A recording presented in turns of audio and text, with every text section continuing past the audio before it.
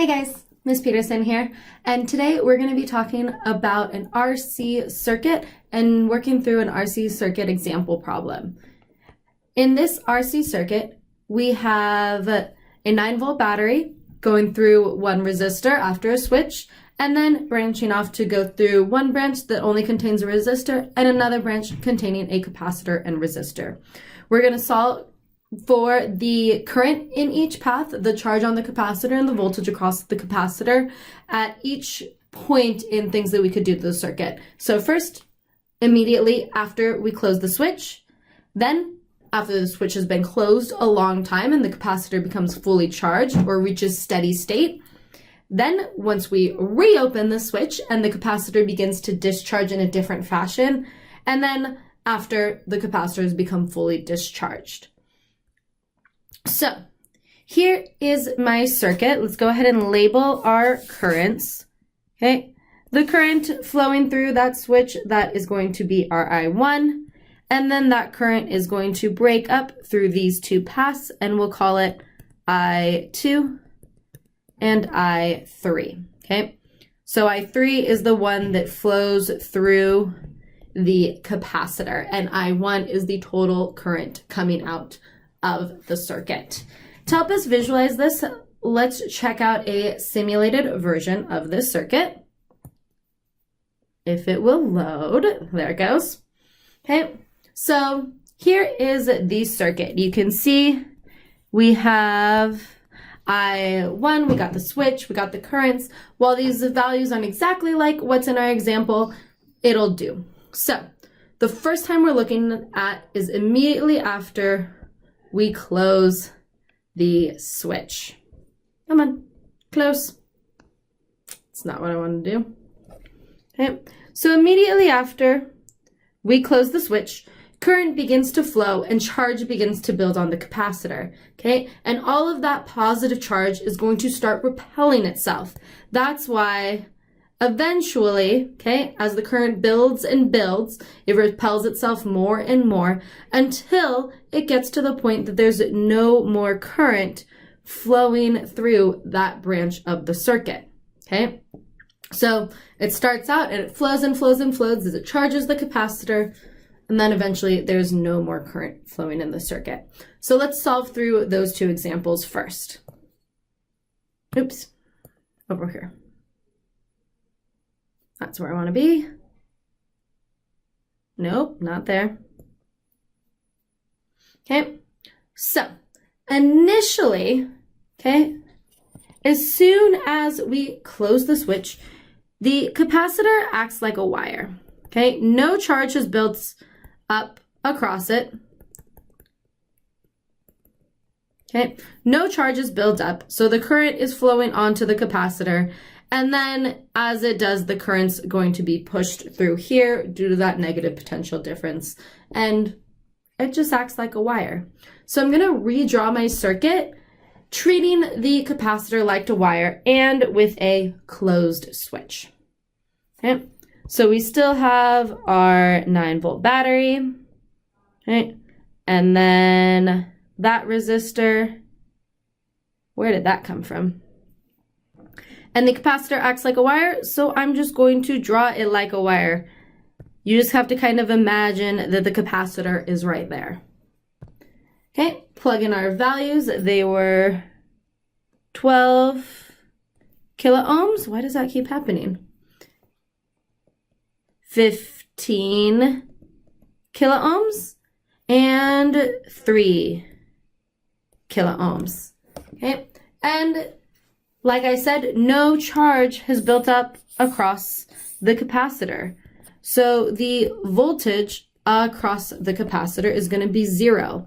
All of the voltage is going to be across the 3 kilo-ohm resistor.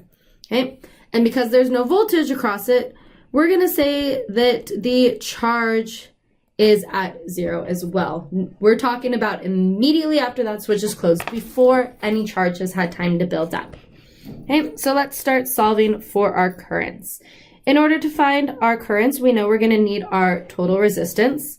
So the resistance of this chunk right here can be found by 1 over 15 plus 1 over 3, just using Ohm's law for adding resistors in parallel. 1 over that number gives us 2.5 kilo-ohms.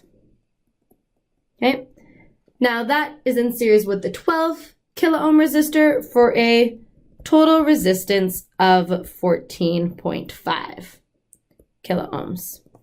Okay, now we can use that to find our I1, or current coming out of the battery. Our I1 is going to be, sorry guys, I don't know why that keeps happening, is going to be the voltage of the battery, 9 volts, divided by the total resistance, 14.5 kilo-ohms. Note that if we divide by kilo, that factor of 10 to the third, it's going to be, our current that we get is going to be in milliamps, or 10 to the negative 3 amps. Okay, so again, because that kilo is 10 to the third, our answer is going to be in milli, which is times 10 to the negative third. So when you plug that into your calculator, 9 divided by 14.5, you get 0.62 milliamps. Okay, so that is the current coming out of the battery and flowing through that 12 kilo-ohm resistor. Okay, which means that the voltage that that 12 kilo-ohm resistor is going to get is just that 0.62 times 12, giving it a voltage of 7.45 volts, or 448. Okay, and that means that we know the voltage drops across things in parallel are the same, and that the total voltage drops equal the voltage of the battery. So the voltage drop across each of my other resistors is going to be 1.55 volts. 1.55 volts. Okay, we can use that to find our two other currents. Okay, our I2, our current flowing through that resistor, is going to be 1.55 volts divided by 15 kilo-ohms, which gives us 0.103, so just 10 milliamps. Okay, and our I3, our current flowing through the 3 ohm resistor, is going to be 1.55 divided by 3, which is 0.52 milliamps. Duh, these need to add up 2.62 since that current is splitting at that junction. Okay, so now we're talking about after the switch has been closed long enough for the capacitor to become fully charged. So I'm going to redraw the circuit one more time, this time not ignoring the capacitor.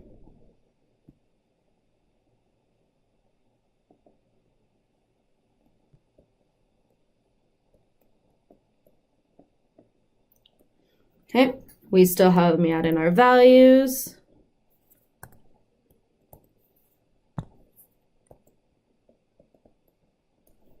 I really don't know where that's coming from.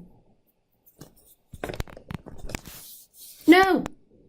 Kilo-ohms, this one was 3 kilo-ohms, and this one is 12 kilo-ohms.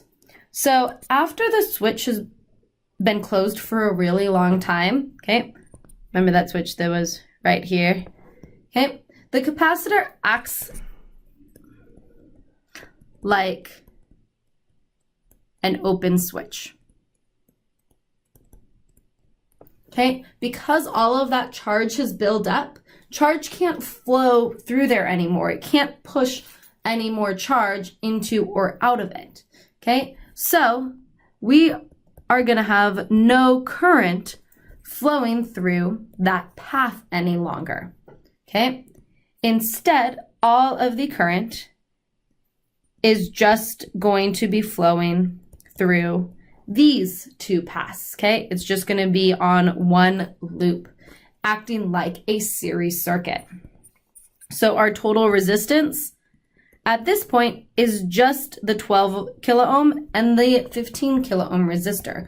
For an increase in that total resistance, it's now 25 kilo-ohms. Okay?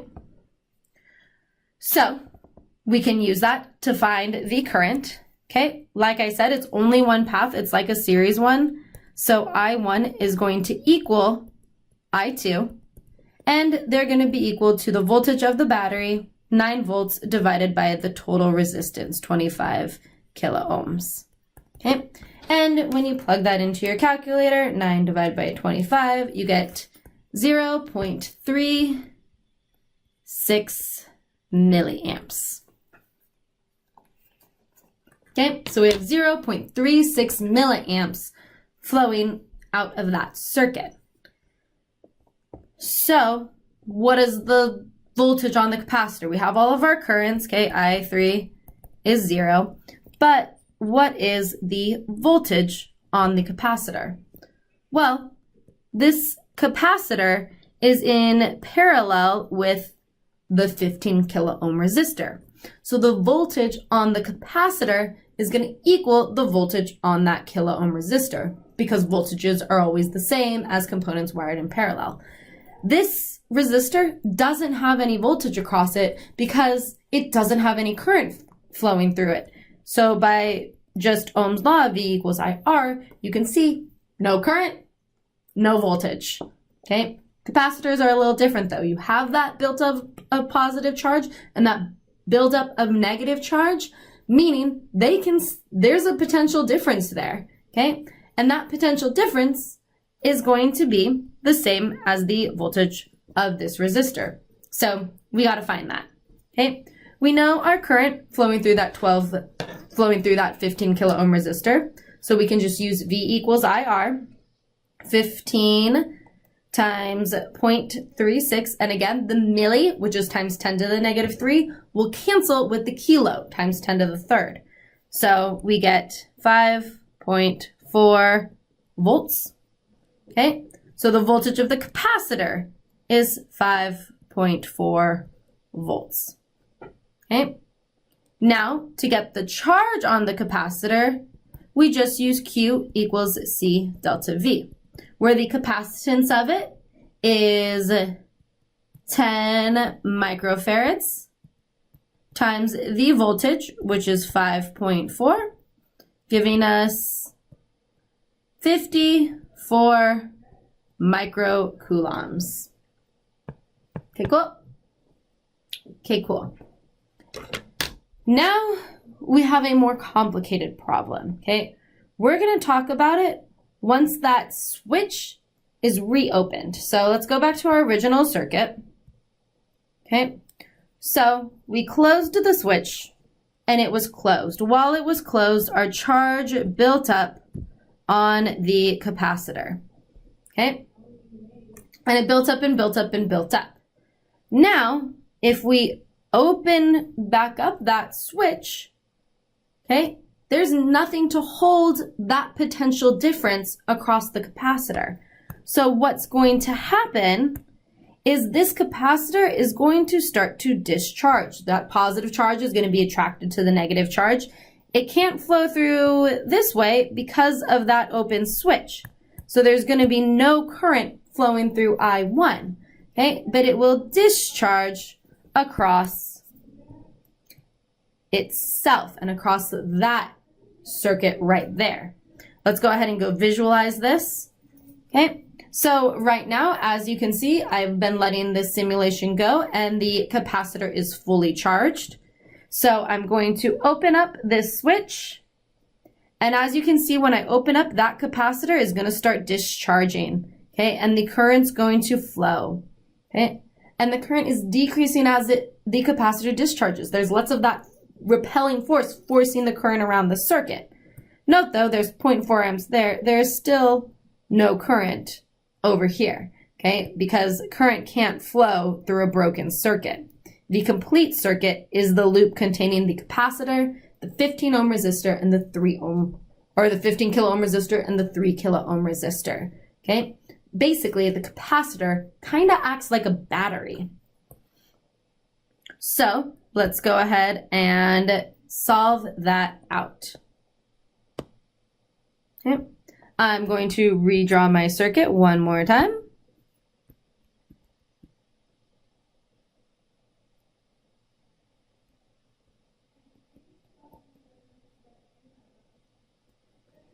We got 9 volts.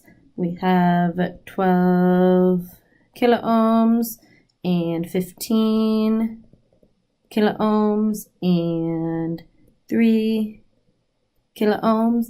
And right now, where we are at, okay, is that the voltage on the capacitor is that 5 volts, okay?